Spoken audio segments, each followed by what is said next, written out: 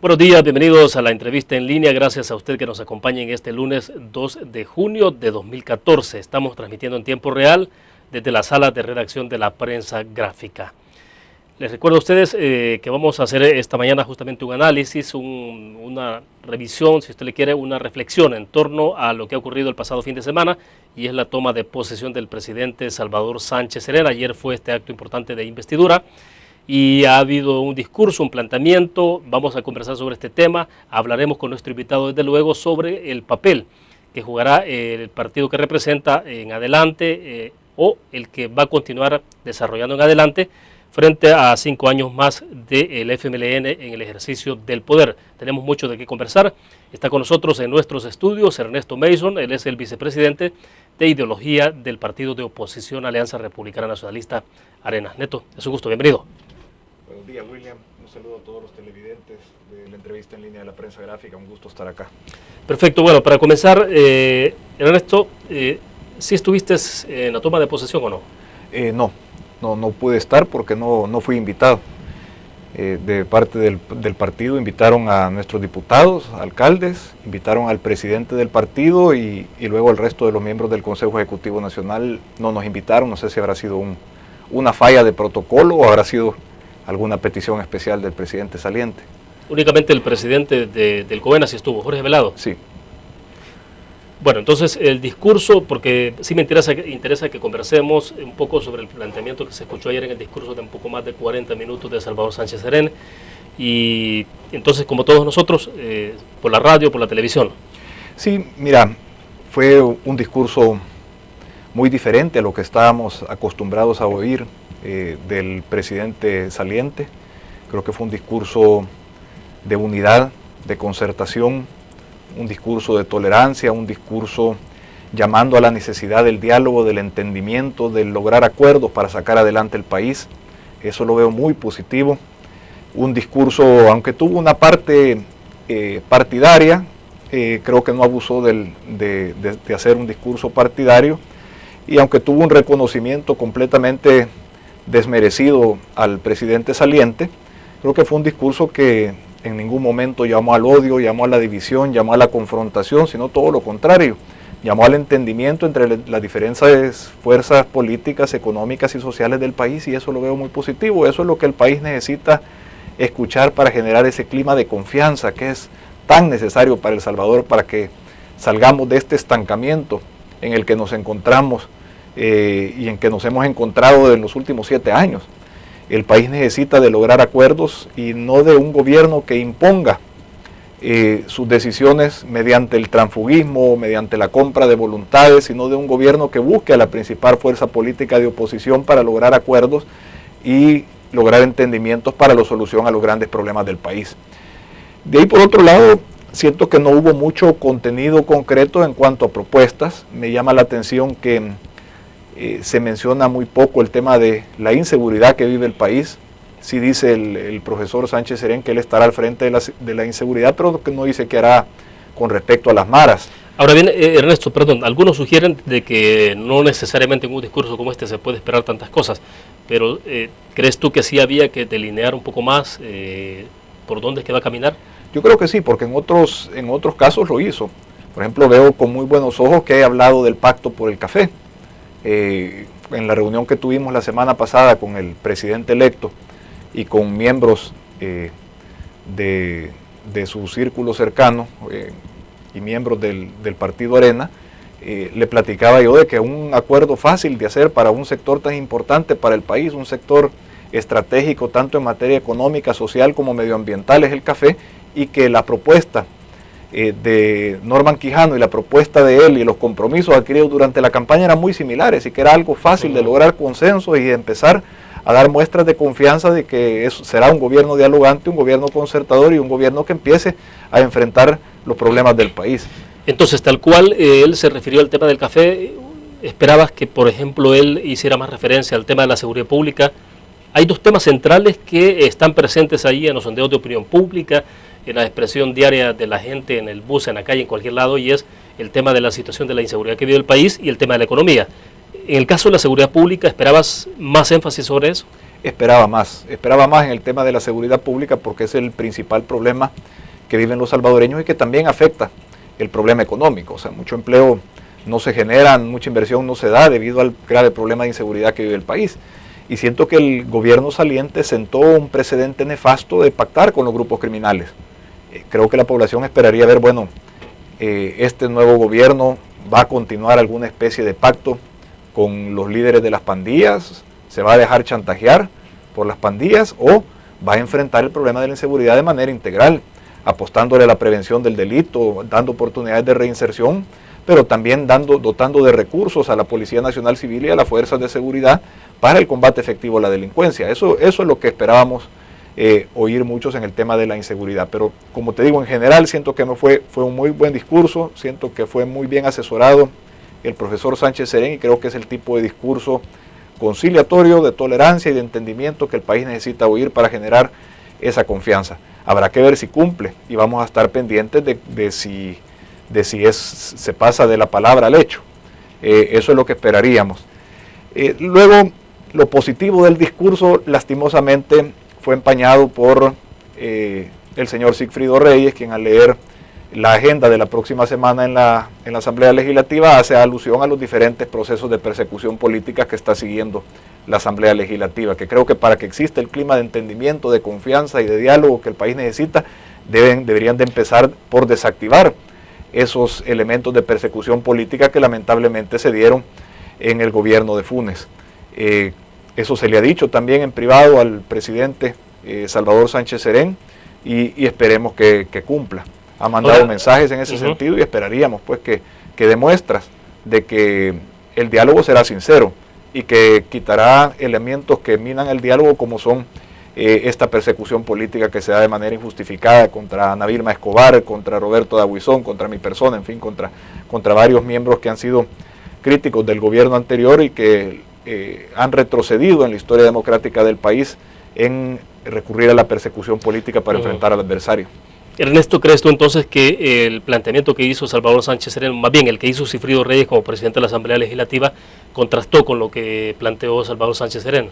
Sí, definitivamente. Y creo que la conducta del grupo parlamentario del FMLN al apoyar estos caprichos de persecución política del bachiller Funes, creo que le restan a ese mensaje de confianza, de entendimiento, de diálogo que ha lanzado desde sus inicios Salvador Sánchez Serén. Esperamos que haya una unidad y una consistencia de mensaje por parte del FMLN para que se den las condiciones para que se dé ese diálogo. Volvamos entonces sobre el tema de la seguridad pública. En esa parte sí, ¿crees tú que hubo entonces una falencia, una deficiencia? O sea, no creo que dijo nada malo. Creo que no ahondó mucho en el tema. Me parece que profundizara más. Me parece muy bien, por ejemplo, de que diga que él se va a poner al frente del tema de seguridad. Eso manda un mensaje que va a ser un tema prioritario, dado que el presidente de la República lo va a liderar directamente, lo cual había sido una propuesta que había hecho Norman, de que él iba a ser el líder del tema de seguridad en el gobierno de Arena. Eso me parece bien, pero creo que no habló mucho al respecto, no mencionó a las pandillas, no mencionó qué va a hacer con la tregua, va a propiciar el gobierno, va a fomentar la tregua, va a tratar de hacer alguna especie de pacto de entendimiento con las pandillas como lo hizo el gobierno anterior, lo cual siento que fue nefasto, les permitió a las pandillas fortalecerse, les permitió a las pandillas ganar territorio y ahora en esta ola de criminalidad que estamos viviendo en estos días donde los homicidios van creciendo alrededor del 70% con relación al año anterior, es una manera de las maras y las pandillas de chantajear al gobierno, diciéndoles o nos devuelven los privilegios, o pactan con nosotros, o se la van a ver de esta manera. Creo que el profesor Sánchez Serén no debe caer en la tentación de buscar pactos que sentan precedentes nefastos en el tema de las pandillas, no debe pactar con grupos criminales, sino enfrentar este problema de manera integral, de manera consistente y tomando en cuenta todas las fuerzas políticas, económicas y sociales del país para enfrentar un problema que es de nación. Ojalá otro gran acuerdo que surja de este gobierno sea el acuerdo nacional por la seguridad. El país lo necesita y lo demanda a gritos. Ahora, el presidente Salvador Sánchez Serén en su discurso inicial hizo mucho énfasis sobre el crecimiento.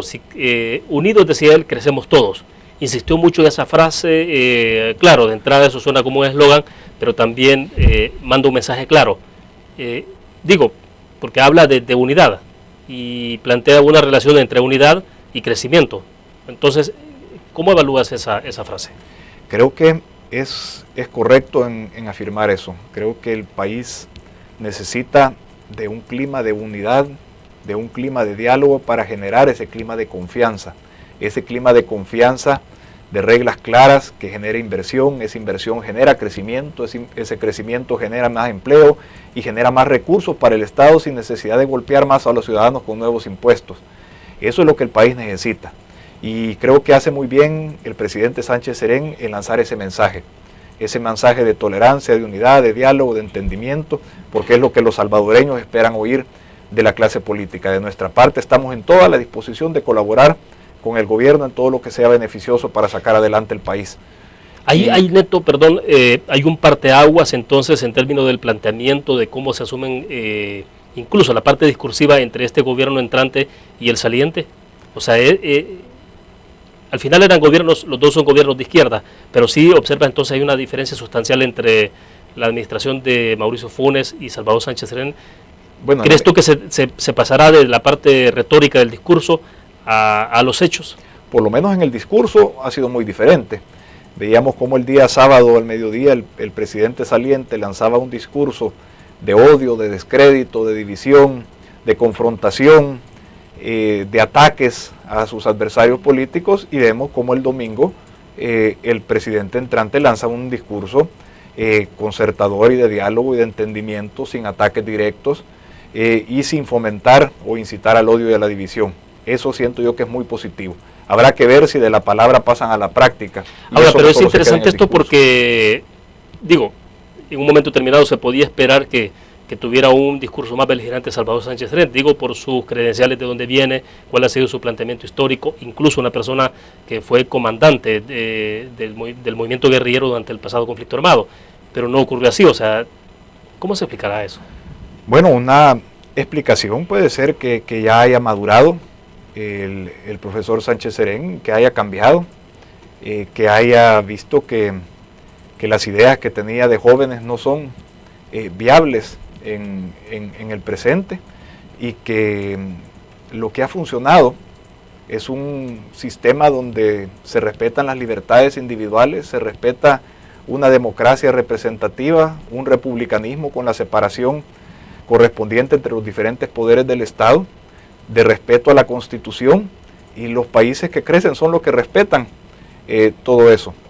Los países que crecen son los que respetan las libertades económicas, que respetan la propiedad privada, que respetan el derecho a la libertad de expresión, la libertad de prensa. Esos son los países que crecen en el mundo. Los países que restringen esas libertades individuales, esas libertades económicas, que atentan en contra de la democracia, que cambian las reglas de juego, son los países que no crecen, los países que se estancan y los países que retroceden. Esperemos que esa sea una muestra de que el presidente Sánchez Serén se ha dado cuenta de lo que funciona y que hay que ser prácticos y pragmáticos, y que un presidente o un gobierno debe ser quien lidere a todas las fuerzas del país, las fuerzas políticas, las fuerzas económicas, las fuerzas sociales de la sociedad, para buscarle solución a los grandes problemas del país y para generar un clima de confianza, de diálogo y de entendimiento que abone a enfrentar los problemas del país de manera integral. Esperemos y le tomamos la palabra, y creemos que debe pasar ahora de la palabra, del discurso, al hecho, para hacer cosas buenas para el país. Si él es consistente en un diálogo serio con la oposición, en un diálogo serio con el empresariado, con los tanques de pensamiento, si él es consistente en eso, al país le puede ir muchísimo mejor de lo que le fue en el quinquenio pasado, el primer quinquenio del FMLN. Bien, hacemos una primera pausa comercial. Cuando volvamos, este planteamiento tendrá que ver con el hecho de que no hay más opción que el tema de unidad en un país donde la situación económica es apremiante, donde la inseguridad también, y donde los gobiernos de forma unilateral han hecho el esfuerzo por salir adelante, pero no han podido. Es por esto que ¿Se está caminando en este sentido? Es una pregunta planteada para el siguiente segmento. Y también me interesa, Ernesto, que conversemos después de la pausa sobre el papel del Partido Arena, si habrá un cambio, digamos, en el comportamiento que tuvo el Partido Arena, por ejemplo, en la Asamblea Legislativa, frente a la administración de Mauricio Funes y a lo que puede ser ahora Salvador Sánchez Serén. Vamos a la pausa, volvemos.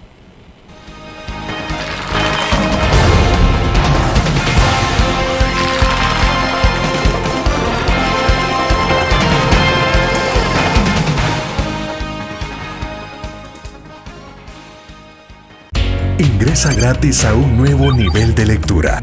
Desde tu computadora, busca en nuestra página web el link del kiosco LPG. Regístrate y listo.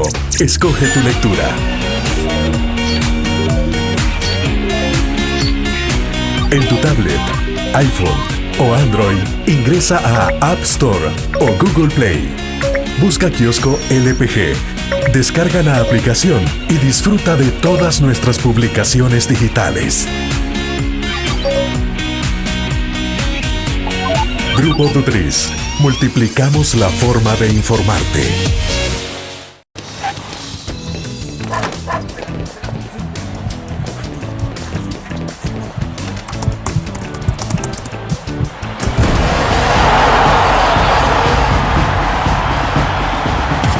La pasión del deporte la vives también en elgráfico.com, el sitio deportivo más completo de El Salvador, con la información actualizada y resultados minuto a minuto de los partidos en juego. Elgráfico.com, conectados por deporte.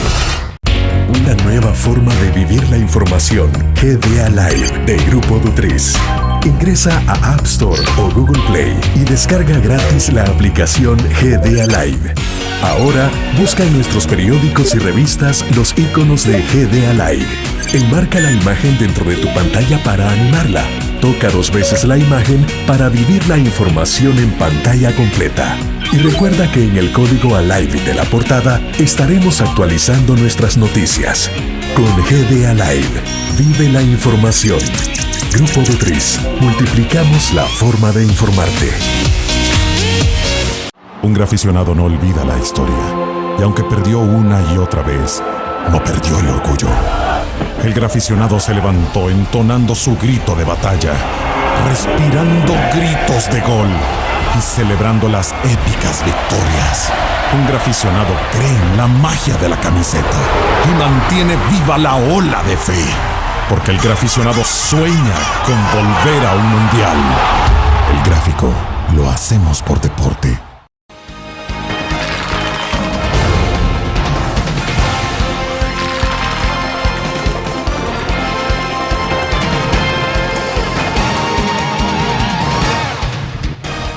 Continúa con nosotros en la entrevista en línea desde la sala de redacción de la prensa gráfica Ernesto Mason. Él es el vicepresidente de ideología del partido de oposición Arena.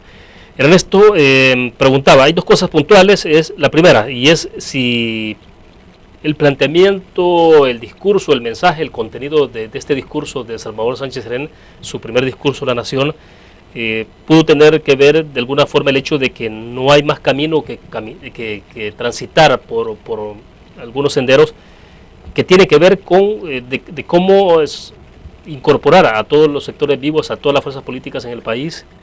Digo, para enfrentar la situación de la inseguridad, de la economía, ¿será que no hay otro camino? Entonces, ¿puede que se esté comprendiendo que ante eso estamos? Yo creo que es muy madura la posición, por lo menos en el discurso, y habrá que esperar si actúa de la manera que habló en el discurso, de que el país no puede salir adelante si no hay acuerdos de país, si no hay consenso, si no hay diálogo, si no hay entendimientos, especialmente entre las 2 principales fuerzas políticas del país. Hay que recordar el contexto en el que es, digamos, entre comillas, elegido Salvador Sánchez Serén, con una votación 50-50, con muchísimas irregularidades.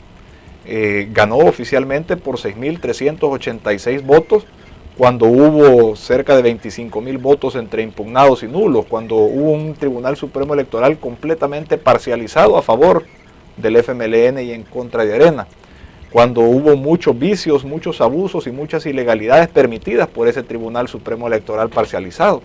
En fin, él, digamos, ganó legalmente porque se agotaron todos los recursos y porque la institucionalidad estaba a favor de ellos. Pero creo que él debe entender el mensaje que la población salvadoreña está dividida y que quizás, aunque legal y oficialmente él obtuvo una victoria pírrica, creo que si le quitamos todos los vicios, todos los abusos, toda la parcialidad, la historia hubiese sido muy diferente y el victorioso no hubiese sido el presidente actual Salvador Sánchez Serén. Yo creo que todo ese contexto lo hace a él ver lo que vive el país de una manera muy madura y que debe tomar en cuenta a todos los sectores, que no debe poder ni está en condiciones de poder imponerle al país lo que quiera su partido, sino de dialogar y de concertar con el principal partido de oposición, que obtuvo la misma cantidad de votos o más que él, y buscar las soluciones a los problemas del país.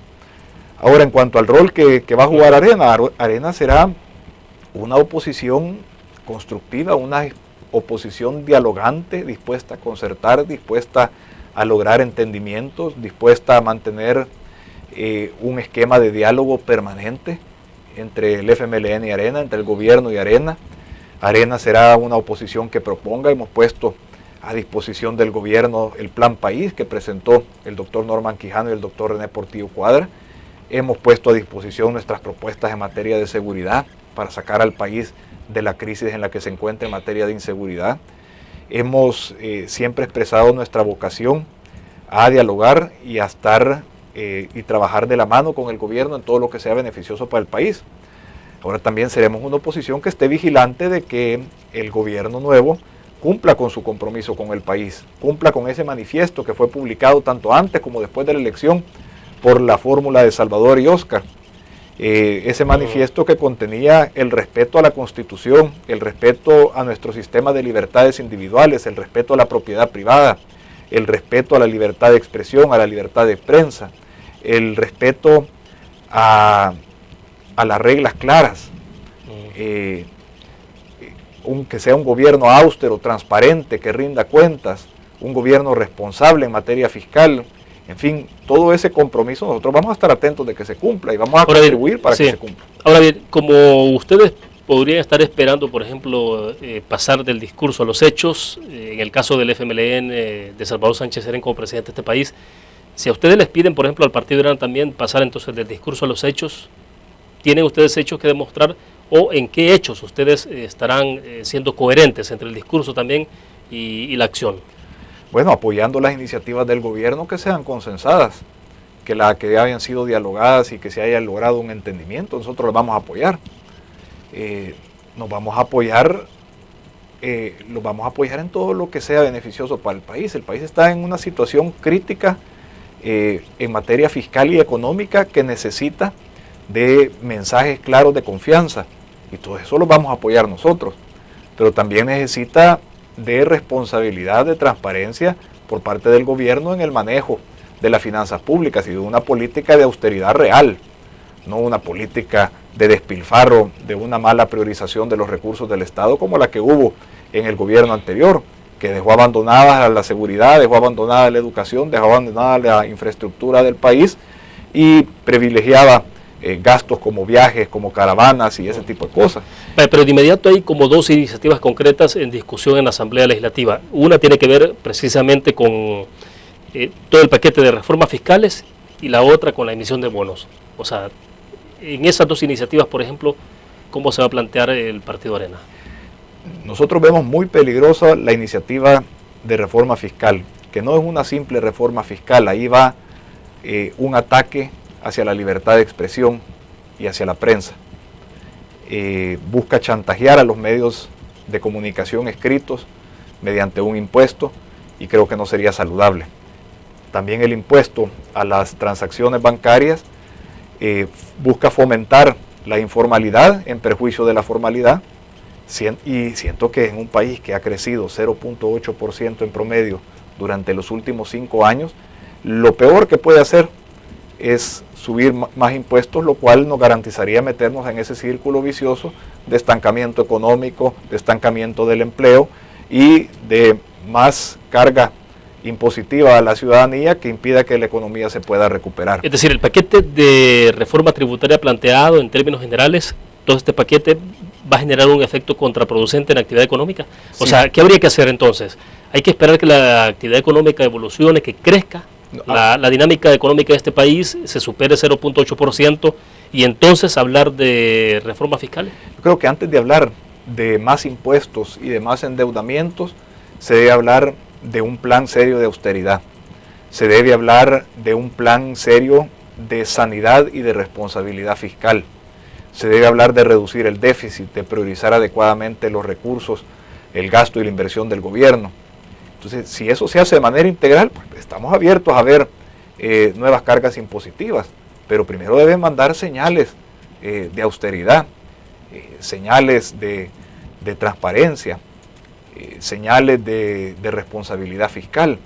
Bueno, algo que debe ser básico es que pasen la ley de sanidad y de responsabilidad fiscal, que era un compromiso cuando Arena les dio hace 2 años los votos para los 800 millones, que les sirvió para pagar todos los letes. Pero ¿qué hicieron? No cumplieron con ninguno de los compromisos que firmaron en esa ocasión. Entonces ellos tienen que generar confianza también a Arena. Miren, esta vez somos diferentes, esta vez sí vamos a cumplir.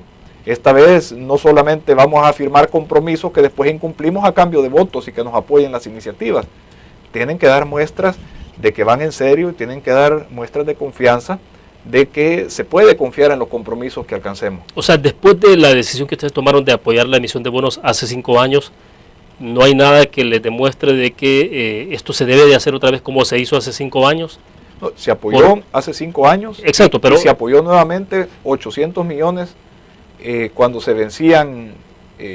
Pero no hubo pacto fiscal, no hubo compromisos concretos, o Sí, si los hubo, pero por, no se concretaron. Fue un compromiso firmado por todos los partidos políticos del bloque del FMLN, por el secretario de Asuntos Estratégicos de la Presidencia de la República en ausencia del presidente y de parte de Arena. El único compromiso que se compró que se cumplió fue el de pasar y dar los votos para los 800 millones y de lo que iban a dar ellos a cambio, que era la ley de responsabilidad y sanidad fiscal, ciertas medidas de austeridad, congelamiento de contrataciones, en fin, una serie de cosas que se habían comprometido, no cumplieron absolutamente nada. Entonces, deben darse esas muestras de que sí van a cumplir, de que el diálogo es serio, que el diálogo es sincero, y para eso pues van a contar con los votos de Arena y con el apoyo de Arena en todo lo que sea beneficioso para el país. Entonces, en los dos casos, paquete fiscal y también la emisión de bonos, ¿los van a someter al mismo rasero? Creo que los dos se deben discutir más ampliamente. Creo que tal como está, la reforma fiscal lleva vicios atentatorios en contra de la libertad de expresión y la libertad de prensa específicamente. De la manera que está, definitivamente no podemos dar nuestro voto. Creo que hay que analizar el impuesto a las transacciones bancarias. Creo que vendría a encarecer todos los productos del país. Es un impuesto que va en cascada y que vendría a encarecer todos los productos de la canasta básica del país y vendría a golpear a los más vulnerables de los salvadoreños. Creo que tal como está planteado tampoco debería pasar y debemos discutirlo más. Ahora, veámoslo, pero veámoslo dentro de un contexto donde hayan contraprestaciones por parte del gobierno, donde hayan compromisos serios que se cumplan por la austeridad y por la responsabilidad fiscal. Ernesto, como digo, procedimientos legales, porque no son ilegales los procedimientos de cómo se consiguen las aritméticas legislativas, un gobierno, un partido puede decidir irse por la aritmética de los 43 votos, obtengo los 43 votos, los 56 en otro momento determinado de mayoría calificada, y irme por esa ruta. O sea, ¿qué sería lo más conveniente? O sea, mira, se puede optar por ese camino, pero... voy a diferir contigo un poco, William, porque sí hay procedimientos ilegales para lograr la aritmética en la Asamblea Legislativa. Un procedimiento ilegal es la compraventa de diputados. Si alguien compra diputados que traicionan a sus votantes y se pasan a apoyar completamente lo opuesto para lo cual fueron electos, eso es una práctica ilegal de lograr la aritmética legislativa, que dicho sea de paso se ha dado en esta y en la pasada legislatura. Con 14 diputados en la legislatura pasada, más 14 de Arena y 3 de otro partido político, y con 5 diputados, justamente los que necesitaban en esta legislatura. Entonces, esas son prácticas ilegales que lamentablemente creo que es una deuda de la Fiscalía General de la República el no haberlas investigado adecuadamente, porque en la gran mayoría de esos casos de los diputados transfugas su capacidad adquisitiva y su estilo de vida ha cambiado radicalmente luego de que se volvieron transfugas. Habrá que investigar por qué, habrá que investigar si es porque recibieron dinero o que recibieron a cambio. ¿Tú esperarías que no se continúe con esa ruta, que no se vaya por ese, si insiste en ese camino, o habrá un cambio en ese sentido? Yo creo que esa pudiese ser otra señal que genere un gran clima de confianza para nuestro país, que se hagan leyes para evitar el transfugismo. Hay una sentencia en la Sala de lo Constitucional de la Corte Suprema de Justicia que podría venir a prohibir el transfugismo, que si alguien quiere cambiarse de partido, pues puede hacerlo. Pero renuncia a su curul, porque llegó a ese curul por un partido político. Y si alguien no quiere seguir los principios, los valores y la línea de un partido político, pues puede optar por una candidatura independiente perfectamente. Pero creo que no puede seguir este esquema del transfugismo donde se burla la voluntad del pueblo salvadoreño, donde mediante prácticas ilegales y corruptas los diputados traicionan a sus votantes y pasan a apoyar lo completamente contrario para lo cual fueron elegidos. Esa pudiese ser una buena señal, que se logre un acuerdo en ese sentido, un acuerdo de nación, que es lo que más conviene para el país a largo plazo. Creo que darle la garantía a los votantes de que lo que ellos elijan van a ir a representarlo fielmente a la Asamblea Legislativa va a generar muestras de confianza que podría apoyar ese clima de inversión. Bueno, perfecto. Vamos a hacer una pequeña pausa comercial más. Cuando regresemos, entiendo, Ernesto, que esta misma mañana estaría yendo a la Fiscalía General, ¿no?, de la República, a la Fiscalía para poner una denuncia en... No, iría a los tribunales de sentencia a poner una demanda contra él. Por el tema de difamación. Sí. Bueno, vamos a la pequeña pausa comercial. Cuando regresemos hablemos en detalle sobre esto, las implicaciones que tendrá. Hay un tema también que está ahí planteado y es la sentencia, o más bien la admisión de un recurso en la Sala de lo Constitucional que deje en suspenso eventualmente la posibilidad de que el presidente Mauricio Funes, el expresidente Mauricio Funes, pueda acudir o se pueda ir a oficializar como diputado del Parlamento Centroamericano. Vamos a la pausa, volvemos.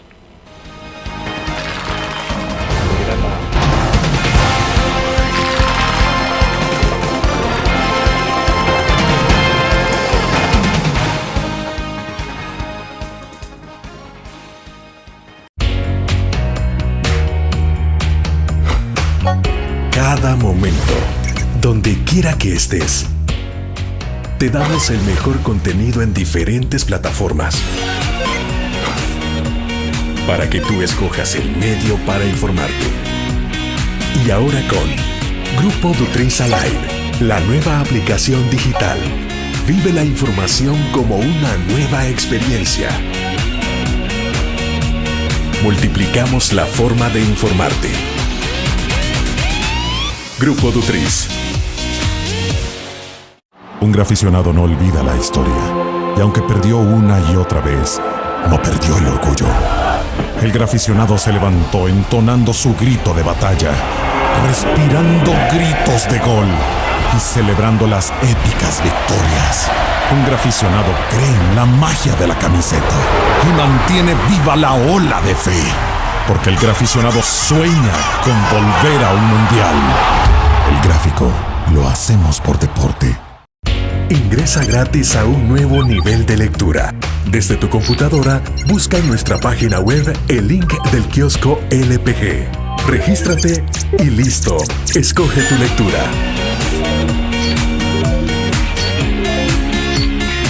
En tu tablet, iPhone o Android, ingresa a App Store o Google Play.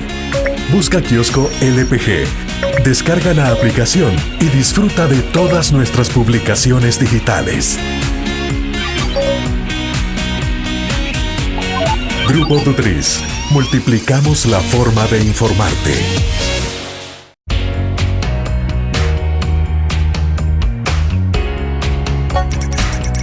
Cada momento, donde quiera que estés, te damos el mejor contenido en diferentes plataformas para que tú escojas el medio para informarte. Y ahora con Grupo Du3 Alive, la nueva aplicación digital. Vive la información como una nueva experiencia en tu periódico. Multiplicamos la forma de informarte. Grupo Du3.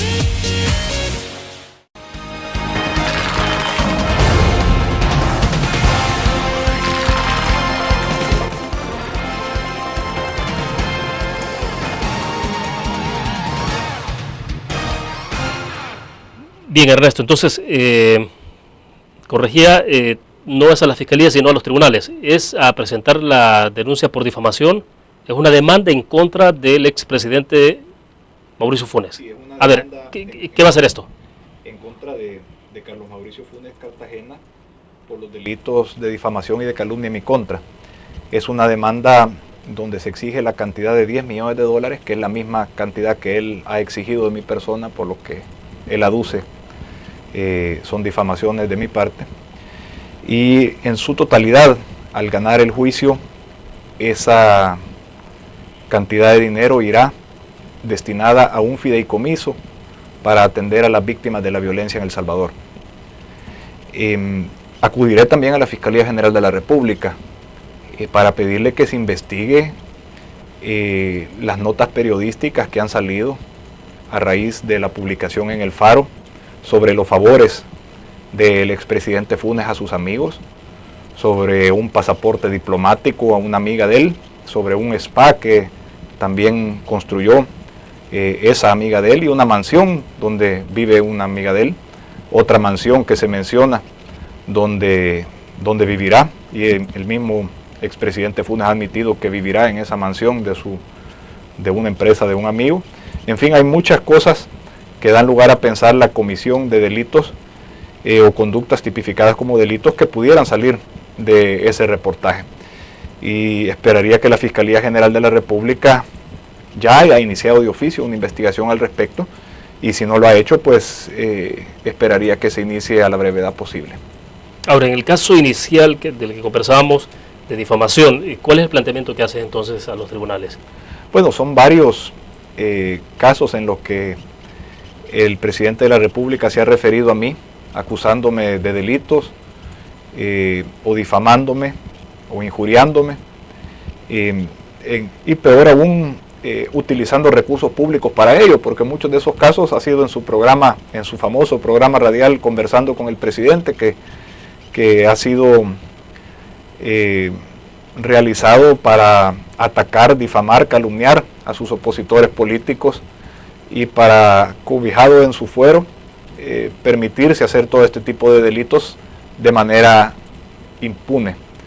Ahora que ya el presidente de la República no tiene fuero, y yo había anunciado esto desde hace varios meses, que al no tener fuero el señor presidente de la República, pues yo acudiría a los tribunales a enfrentarlo como un ciudadano común y corriente. Hay que comentar también, William, que el expresidente Funes tenía la idea de juramentarse ayer mismo como miembro del Parlacen. Había solicitado que viniese la presidenta del Parlamento Centroamericano a juramentarlo aquí al país, y estaba haciendo gestiones para ello el mismo 1 de junio, porque no quería pasar un tan solo día sin fuero. Luego tomó el acuerdo del Parlamento Centroamericano de juramentarlo hasta el día 25 de junio. Pero posterior a eso salió una resolución de la Sala de lo Constitucional de la Corte Suprema de Justicia que impide que el señor presidente de la República ingrese al Parlacen. Y yo creo que lo que él ha perseguido es seguirse cobijando en un fuero que le dé inmunidad parlamentaria para seguir atacando, para seguir despotricando y para evitar que los afectados por sus ataques acudan al órgano judicial o a la Fiscalía General de la República a enfrentarlo. O sea, en tu caso particular, por ejemplo, en la denuncia por difamación, si él se hubiera parado ayer, por ejemplo, al Parlacen, no hubiera procedido la denuncia tuya.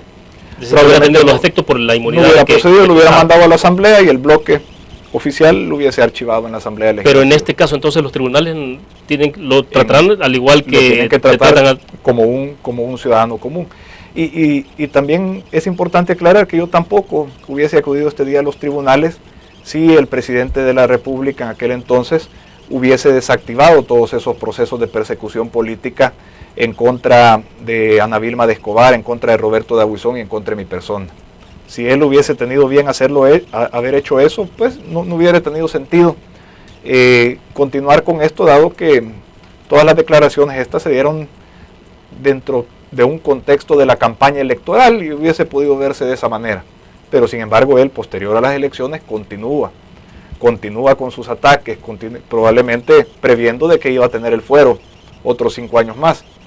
continúa con sus ataques, continúa con sus procesos de persecución política, continúa ofendiendo, continúa calumniando, continúa difamando. Entonces el presidente de la República escogió esa vía y tendrá en mi persona un buen adversario a quien enfrentarse a la justicia. Y si se hace justicia, el presidente de la República va a salir condenado, y esperaría yo que más salvadoreños que se hayan visto afectados por esta conducta tan impropia de un presidente de la República, alguien que ha generado tanto odio en nuestro país y que se ha dedicado mediante la cobardía de un fuero que le da inmunidad a calumniar, a difamar y a dañar el honor de tantas personas correctas en El Salvador.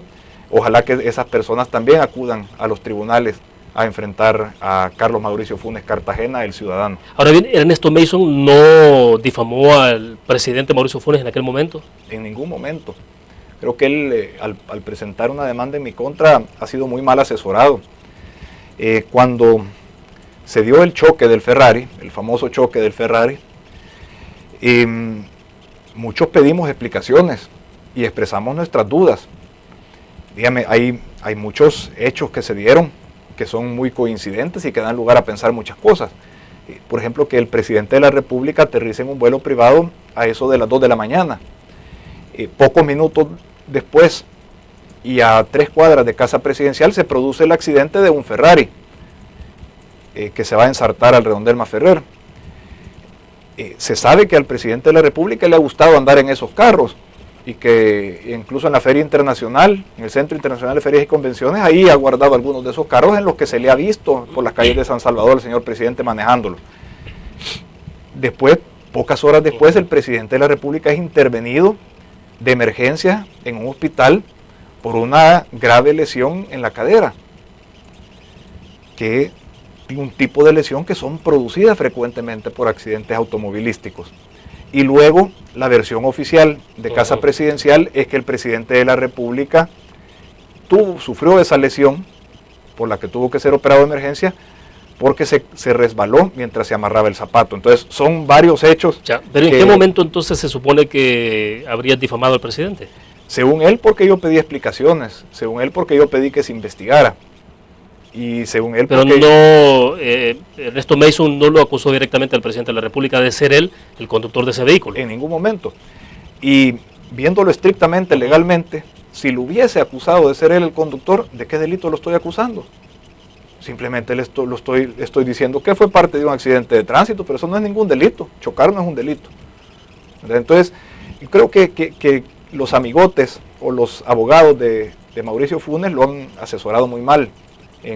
Y creo que él ha hecho muy mal en proseguir con este proceso judicial. ¿Bajo qué condiciones Ernesto Mason entonces retiraría una demanda? Mire, yo creo que una denuncia. Yo creo que ¿estarían dispuestos a retirar esto? Yo siempre he estado en la disposición, William, de en el momento de que ellos desistan y desactiven todos estos procesos de persecución política en contra de los diputados de mi partido y en contra de otras personas que también han sido objeto de persecución política, de nosotros no proseguir con este tipo de cosas. Creo que el país tiene temas muchísimo más importantes y creo que no contribuyen este tipo de actitudes con un presidente saliente y la oposición de un partido político no contribuyen al clima de diálogo y de entendimiento que se debe generar. Por eso decía que era contradictorio luego del discurso concertador de Sánchez Serén el día de ayer, él quisiera alusión en el presidente de la Asamblea Legislativa, Sigfrido Reyes, a todos estos procesos de persecución política que se están dando. Creo que eso vino a empañar bastante el discurso de diálogo y de concertación del presidente. Y sobre esos casos en particular, entonces, la sugerencia de ustedes es que esto debería desactivarse. Las dos comisiones que se han formado en el caso de Ana Vilma de Escobar y Roberto Dawison deberían desactivarse. Definitivamente. Creo que se sienta un precedente nefasto el que un gobierno recurra a la persecución política. Es algo que no se daba desde antes de la guerra, desde que se vivían gobiernos militares que en algún momento perseguían a los opositores de alguna u otra manera. Creo que esto no debe darse, no debe retrocederse en materia democrática en el país con esta cosa, así como tampoco debe un funcionario público valerse de su fuero y cobijarse cobardemente en un fuero para atacar y cometer delitos en contra del honor de las personas. Creo que ninguno de los precedentes es bueno. Por eso creo que también debe sentarse precedente de que el funcionario que se le pase la mano y que se abuse de su fuero, también pueda enfrentar las consecuencias en el órgano judicial, lo que estaría pasando para Mauricio Funes este día. Bien, vamos a ir en este momento a la última pausa comercial, al cierre de la entrevista. Cuando regresemos, hablemos de un tema que ha estado sonando mucho en redes sociales, y esto porque el magistrado del Tribunal Supremo Electoral, Walter Araujo, ha insistido en señalamientos bastante directos hacia el presidente del COENA, Jorge Velado. Y bueno, quisiéramos saber cuál es la interpretación que tienen ustedes como COENA de estos señalamientos y qué es lo que está ocurriendo. Vamos a la pausa y volvemos.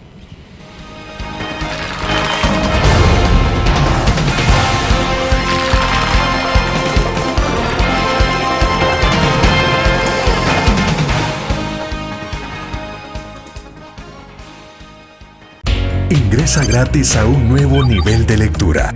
Desde tu computadora, busca en nuestra página web el link del kiosco LPG. Regístrate y listo. Escoge tu lectura. En tu tablet, iPhone o Android, ingresa a App Store o Google Play. Busca kiosco LPG. Descarga la aplicación y disfruta de todas nuestras publicaciones digitales. Grupo Dutris. Multiplicamos la forma de informarte.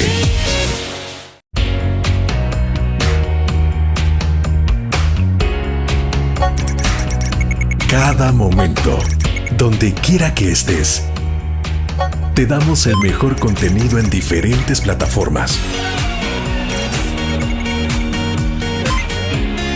Para que tú escojas el medio para informarte. Y ahora con Grupo Dutris Alive, la nueva aplicación digital. Vive la información como una nueva experiencia en tu periódico. Multiplicamos la forma de informarte. Grupo Dutris.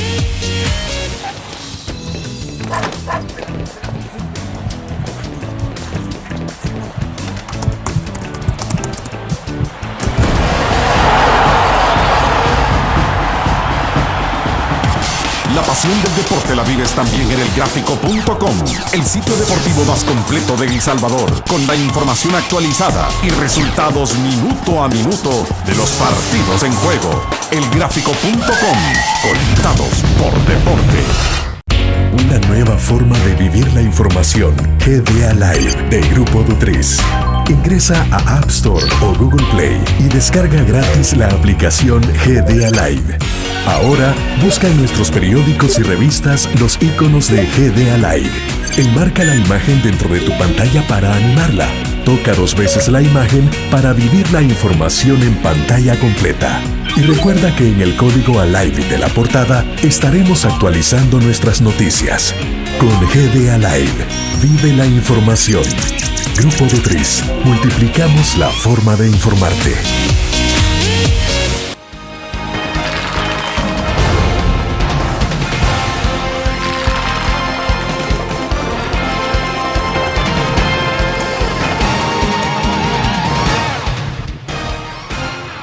Bien, estamos al cierre de la entrevista en línea. Ernesto, para cerrar, ¿qué es lo que está pasando? Porque hemos visto en los últimos, que sería prácticamente en las últimas 48 horas, unos 2 o 3 días atrás, una cantidad de tweets escritos por Walter Araujo o otros anónimos, con un cuestionamiento bastante duro, bastante directo en contra de Jorge Velado, el presidente del COENA. ¿Qué es lo que está ocurriendo ahí? O sea, mira, Walter no está dentro del partido ya, o sea... No, mira, está ocurriendo lo que ha ocurrido con este personaje, con este triste personaje de la vida nacional a lo largo de los últimos años. Es una persona que tiene serios problemas.